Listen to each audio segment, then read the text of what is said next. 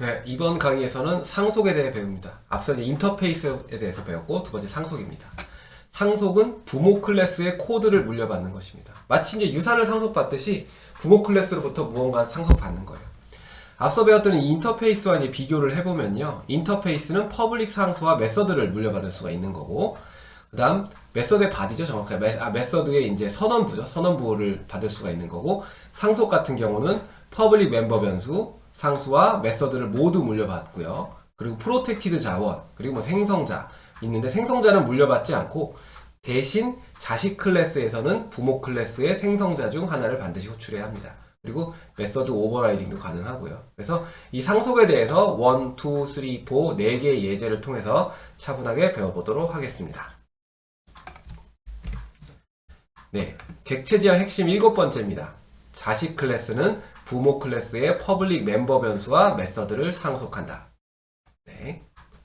앞서서 이제 인터페이스는 이제 멤버 변수가 없지만 그 상속을 할 때는 이제 부모 클래스의 멤버 변수도 물려받을 수가 있습니다. 저기 베이직 1 예제 보시면은 페어런트 클래스를 이제 정의해 봤는데요. 페어런트 클래스는 public into public field. 이제 이런 멤버 변수를 필드라고도 부르거든요. 그래서 이제 퍼블릭 필드를 하나 가지고 있고, 이제 프라이빗한 필드를 하나 가지고 있습니다. 그리고 퍼블릭 메서드를 하나 가지고 있고, 프라이빗한 메서드를 가지고 있습니다. 요 7번째 내용을 보시면 상속이라는 거는 결국 퍼블릭 멤버 변수와 퍼블릭 메서드를 물려받는 것이거든요. 그래서 예를 들어서 첫 번째 예제에서는 이제 클래스, 차일드 클래스, 익스텐즈, 페어런트 클래스 이렇게 돼 있는데, 이 상속은 이제 익스텐즈라고 해요. 익스텐즈는 영어로 이제 확장한다라는 뜻이고요. 이제 확장한다, 그리고 부모 클래스의 이름을 적어주면 이 차일드 클래스는 이 중에서 퍼블릭 필드와 퍼블릭 메서드를 물려받습니다. 네, 인헤리턴스 베이직 예제를 보시면요. 먼저 부모 클래스로 선언을 해봤어요. 그래서 페어런트 클래스의 페어런트는 뉴 차일드 클래스. 실제로 아까 그 인터페이스 선언하듯이 이제 페어런트 클래스가 어떤 대표성, 일반성을 좀 가질 수가 있거든요. 그래서 페어런트 클래스 타입의 페어런트 변수지만 뉴를 할 때는 실제로 이것을 상속하고 있는 차일드 클래스를 이렇게 해서 뉴 해봤습니다. 이렇게 해서 이제 퍼블릭 메서드도 호출해보고 퍼블릭 필드도 한번 호출해봤어요. 그리고 두 번째는 이 똑같은 내용을 new child class 이렇게 되어 있는데 이걸 child class 타입으로 이렇게 선언해봤습니다. 이 경우에도 똑같이 물려받은 퍼블릭 메서드와 퍼블릭 필드를 호출할 수가 있습니다. 그래서 정리하면 객체지향 핵심 8번째, 자식 클래스는 최대한 부모 클래스로 선언하여 생성한다. 이게 좋은 거예요. 1번이. 네. 할 수 있으면 이렇게 하고, 단 자식 클래스에만 있는 메서드를 호출하는 경우에만 자식 클래스로 선언한다. 그러니까 이렇게 하는 걸 추천하고, 만약에 자식 클래스에만 있는 어떤 메서드들을 호출해야 한다 하면 이때 이렇게 선택적으로 이렇게 차일드 클래스로 선언하면 됩니다. 그래서 페어런트 클래스에서 상속되는 자원들은 퍼블릭 필드, 퍼블릭 메서드 이렇게 되는 거고요.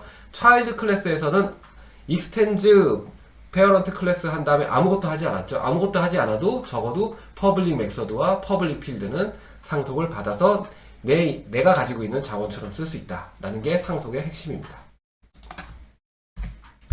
자, 객체지향 핵심 9번째. 자식 클래스는 슈퍼 키워드로 부모 클래스의 프로텍티드 혹은 퍼블릭 멤버 변수에 접근할 수 있다.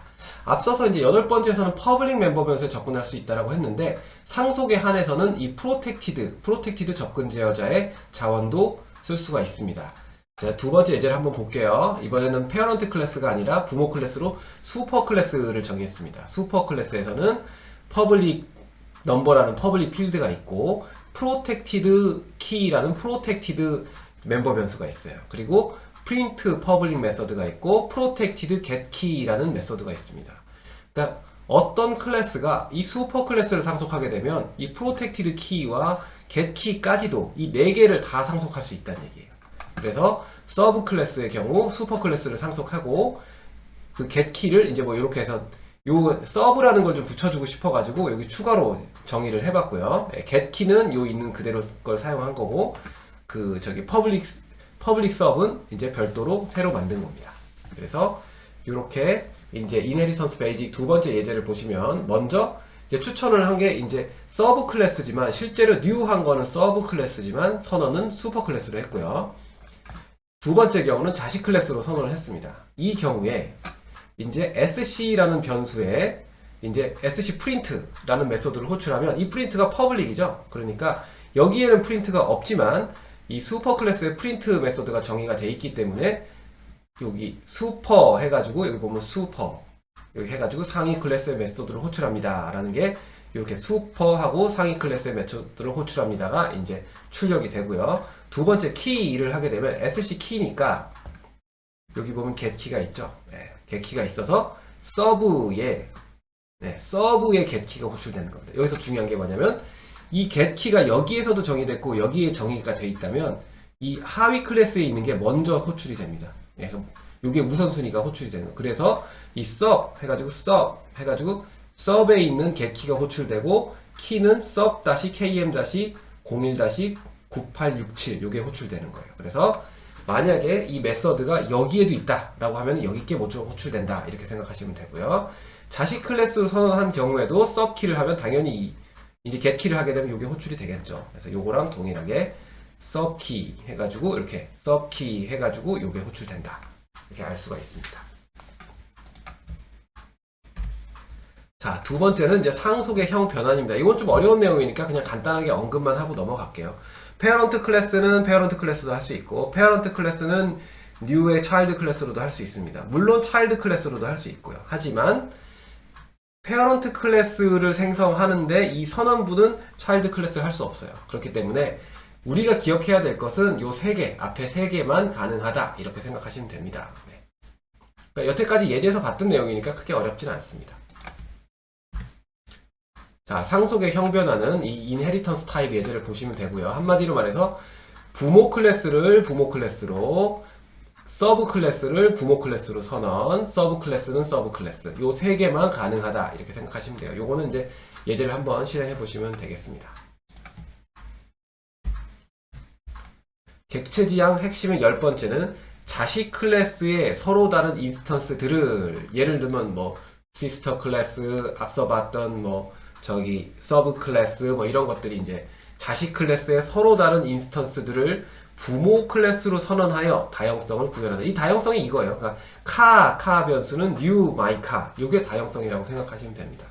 그리고 앞서 이제 카 예제에서도 봤듯이 이게 슈퍼 클래스의 배열을 선언해가지고 그 안에 배열의 요소는 슈퍼 클래스도 되고 서브 클래스도 되고 시스터 클래스도 되고 이렇게 되는 거죠. 그래서 어떤 슈퍼 클래스와 부모 클래스와 자식 클래스의 관계가 있다라고 하면 이런 식으로 표기를 하면 아 이게 슈퍼 클래스가 부모 클래스고 이 아래에 있는 서브 클래스와 시스터 클래스가 자식 클래스구나 이렇게 생각하시면 돼요. 그래서 이렇게 배열도 사용할 수가 있다라는 거고요. 그 다음에 생성자의 상속.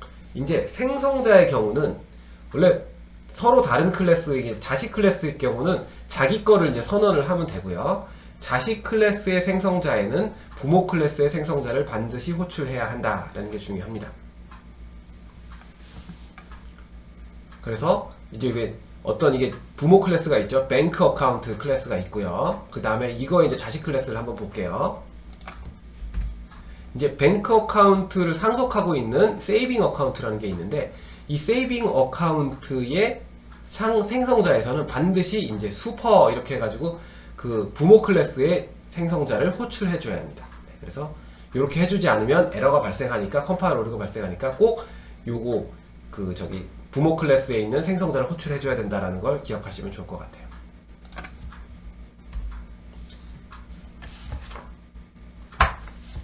네, 세 번째 예제고요. 인헤리턴스 베이직 세 번째는 부모 클래스로 선언해서 아까 뱅크 어카운트가 부모 클래스, 그 다음 세이빙 어카운트가 이제 자식 클래스고요. 이렇게 해가지고 부모 클래스에서 정의된 디파짓, 위드로우 이런 메서드들을 호출할 수 있다. 그리고 똑같은 방법으로 세이빙 어카운트를 세이빙 어카운트 타입으로 선언하게 되면 세이빙 어카운트에만 정의되어 있는 메서드를 호출할 수가 있다. 여기 보면은 get matured amount라는 메서드가 있죠. 요거는 그 뱅크 어카운트에는 있지 않고 세이빙 어카운트에만 있는 메서드이기 때문에 이런 경우에는 이제 세이빙 어카운트로 선언을 해야지 내가 원하는 get matured 어카운트를 호출할 수 있다라는 게 중요합니다. 네, 근데 메서드 오버라이드인데요. 아까도 이제 예제에서 살짝 나오긴 했는데 어떤 부모 클래스가 있고 부모 클래스에 있는 자식 클래스가 이 동일한 메서드를 하고 있다면 이 앞에다가 골뱅이 오버라이드를 붙여주시면 됩니다. 그래서 요거는 뭐 자세한 내용을 언급드리긴 그렇고 요렇게 해주는 게 좋다. 요 정도만 기억하시면 좋을 것 같아요. 네, 이 두 번째도 객체지향 핵심 13번째는 메서드 오버라이딩을 할 때는 부모 클래스의 메서드를 호출하는 것이 필요한지 검토해야 된다. 요것도 조금 어려운 내용이긴 한데 이 오버라이드라고 하는 거는 부모 클래스의 메서드를 내가 새롭게 정의하는 거지만 만약에 부모 클래스의 내용을 일부 재활용을 해야 된다라고 하면 이렇게 과감하게 슈퍼점 위드드로우 하게 되면은 내가 일일이 다 새로 구현하는 게 아니고 부모 클래스에 있는 것도 호출할 수 있다 라고 생각하시는 게 좋아요.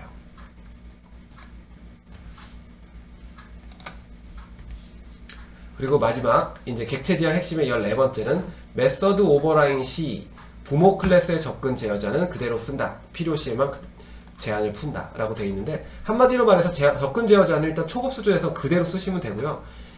그거보다 더 조일 수는 없어요. 예를 들면 이제 퍼블릭을 프로텍티드를 바꿀 수는 없는데 프로텍티드는 퍼블릭으로 늘릴 수는 있습니다. 근데 이거는 되게 어려운 내용이기 때문에 그냥 접근 제어자는 그대로 쓴다 라고 생각하시면 돼요.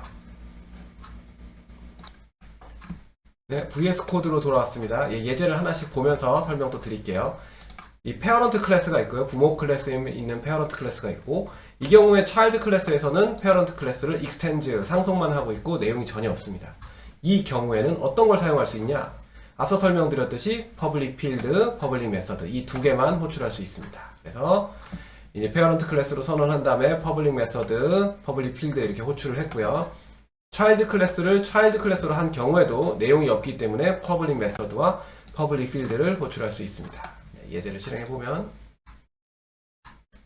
부모 클래스의 퍼블릭 메서드, 부모 클래스의 퍼블릭 메서드, 그리고 필드 값을 호출할 수 있는 걸 알 수 있습니다. 예, 두 번째 예제도 동일한데요. 첫 번째 이제 슈퍼 클래스 이렇게 돼 있고 퍼블릭 자원뿐만 아니라 프로텍티드 자원들, 프로텍티드 자원이라고 하면 멤버 변수 데이터와 그 다음에 메서드가 있죠. 이 메서드, 멤버 변수와 메서드 프로텍티드 자원도 이제 호출할 수 있다. 이렇게 생각해 주시면 될 것 같아요. 그리고 요 getKey의 경우에 내가 지금 이 getKey를 새로 정의하고 있잖아요. 이렇게 새로 정의하고 있기 때문에 이것은 호출했을 때 이 서브 클래스로 new 해가지고 나오는 경우에는 요 getKey가 호출되는 게 아니라 요 getKey가 호출된다. 이렇게 생각하시면 됩니다. 그래서 이 inheritance basic 두 번째에서는 상위 클래스로 선언하게 되면 상위 클래스에 있는 이제 print 그리고 getKey 호출하는 건데 이게 new가 서브 클래스이기 때문에 이 실제로 getKey가 호출되는 것은 여기에 있는 getKey가 호출된다. 그래서 서브.getKey가 호출된다. 이제 요게 요 예제의 핵심이에요. 이렇게 딱 보시면 상위 클래스의 메서드를 호출합니다. 그래서 key 했는데 서브의 getKey가 호출. 네, 요거가 핵심 내용입니다. 그래서 이렇게 내용을 확인할 수가 있고요. 이제 세 번째 예제에서는 앞서 뱅크 어카운트, 세이빙 어카운트 요 두 개가 있는데 이제 일반적인 내용은 new saving account 해서 뱅크 어카운트에 선언된 메서드들을 호출을 하지만 이 경우에는 이제 get matured amount를 호출할 수가 없습니다. 근데 하지만 이걸 반드시 호출해야 된다라고 하면 이것이 일반적인 내용이지만 예외적으로 이렇게 saving account라고 선언을 해서 내가 원하는 get matured amount를 호출한다. 이렇게 하시면 돼요. 그래서 이 두 가지를 다 알고 계시면 되겠습니다. 그래서 런을 하게 되면 네, 이렇게 정기예금 만기 금액은 이렇게 해가지고 get matured amount 만기 때 나오는 금액을 이제 호출할 수가 있습니다. 그리고 이 네 번째 예제는요. 여기에서 디폴트 이런 것들이 있는데 이건 크게 중요하지 않고 inheritance type 이제 반복적으로 좀 설명을 드리는데요. 여기에서도 이제 부모 클래스의 인스턴스와 슈퍼 클래스로 이렇게 쓸 수 있고 서브 클래스지만 이제 슈퍼 클래스로 할 수 있다. 요것들이 이제 중요하고요. 마지막으로 이 inheritance array 같은 경우도 슈퍼 클래스로 배열을 이렇게 선언을 했지만 개별적인 내용들은 슈퍼 클래스, 서브 클래스, 시스터 클래스에서 이 슈퍼 클래스를 상속하고 있는 어떠한 객체도 내가 슈퍼 클래스 배열에 넣을 수 있다라는 것이 중요하고 이것을 동일하게 이게 어떤 타입인지 구체적으로는 어떤 타입인지 신경 쓰지 않고도 내가 원하는 슈퍼 클래스에 정의되어 있는 메서드들을 호출할 수 있다라는 것이 중요합니다. 네, 이렇게 해가지고 슈퍼 클래스에 있는 getKey, 서브 클래스에 있는 getKey, 시스터 클래스에 있는 getKey를 호출할 수 있다는 것이 중요해요. 그러니까 소스 코드에서는 이렇게 동일하지만 실제로 호출되는 것은 이 개별 타입에 있는 getKey 메서드를 호출할 수 있다는 게 이 객체 지향 프로그래밍의 매력입니다.